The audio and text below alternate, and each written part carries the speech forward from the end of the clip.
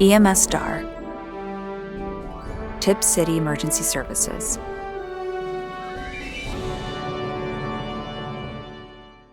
Sue Ducker loves horseback riding, and October 29, 2022 seemed like the perfect fall day to go for a ride. The 72-year-old put on her helmet and set out on the bridle trails in Tipp City's Kyle Park.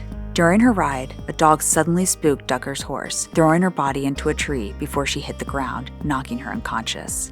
Bystanders saw it all happen and called 911, not knowing the exact location. The Miami County Communications Center worked diligently to identify the precise location of Sue within the park's trail system.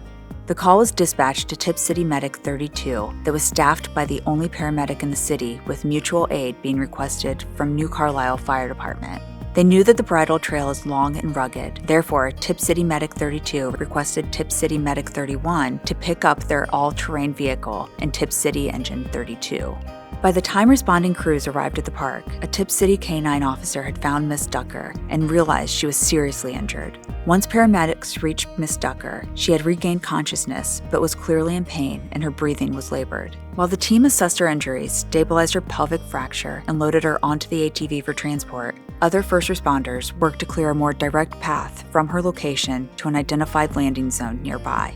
Following a labor-intensive 75-minute extrication from the scene to the landing zone, Care Flight transported Miss Ducker to Miami Valley Hospital. After a complete examination at the hospital, it was discovered that Miss Ducker had a pelvic fracture, a femoral neck fracture, multiple rib fractures, a clavicle fracture, a pulmonary contusion, multiple spinal fractures, as well as internal bleeding.